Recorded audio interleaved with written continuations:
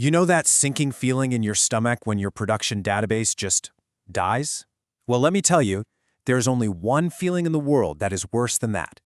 Yeah, that feeling. The one where you realize your safety net has been gone for days and you were the last one to know. It's a rite of passage you want absolutely no part of. Look, today, backups feel like a solved problem. You click a button, your data is safe in the cloud, you can actually sleep at night. But you have to understand, it was not always this way. In the early days of Postgres, backups weren't a feature, they were a complete nightmare. This is the story of how we clawed our way out of that mess. All right, let's fire up the time machine and head back to the late 90s. Postgres is still young, and if you want to back up your data, you've got two choices. And let me be clear, they are both absolutely terrible. Pick your poison. Option 1, pgdump. This thing reads every single row in your database and spits out a gigantic text file of SQL commands. A restore could literally take days. Option 2, the cold backup. You just turn the database off, copy the files, and turn it back on. We're talking hours of planned downtime.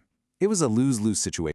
The thing with pgdump was the sheer agonizing slowness of it all. For any decent-sized database, the backup took forever. But the restore?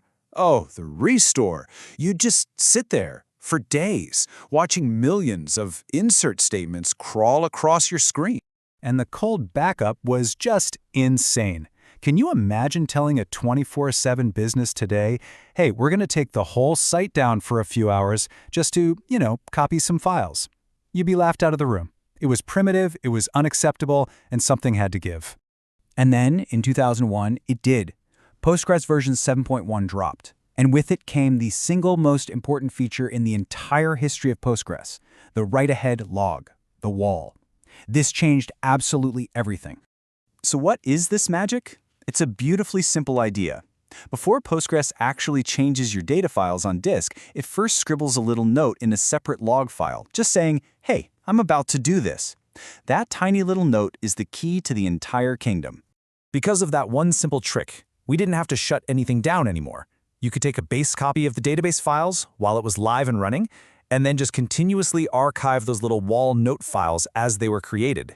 To get your data back, you just apply the notes to the base copy. It was pure genius. And this gave us the holy grail, point-in-time recovery. If some intern dropped the users table at 10:42 a.m., you didn't have to lose a whole day of data. Nope.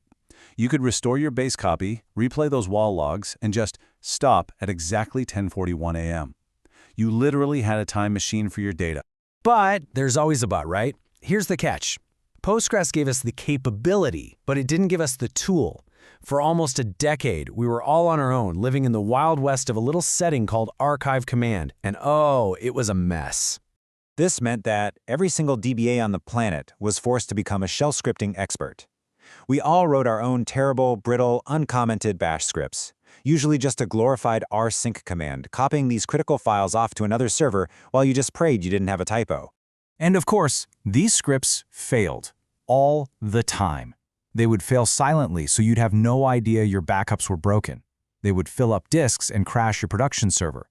You'd find corrupted archives, get 0 notifications, and if that script wasn't perfect, you just lost data, period.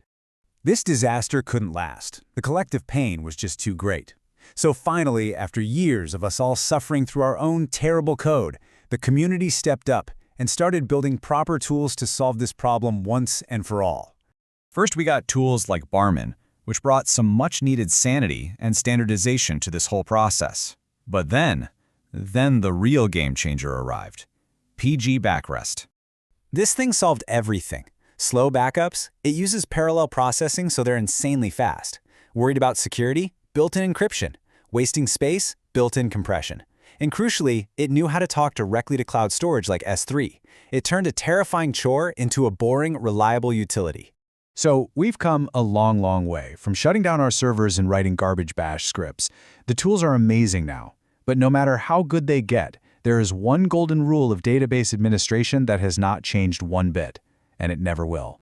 We call it Schrodinger's backup, and the idea is simple. A backup does not truly exist until you have proven that it exists. Until you've performed a full, successful restore, you don't have a backup, you just have hope. So please, I'm begging you, test your restores, always.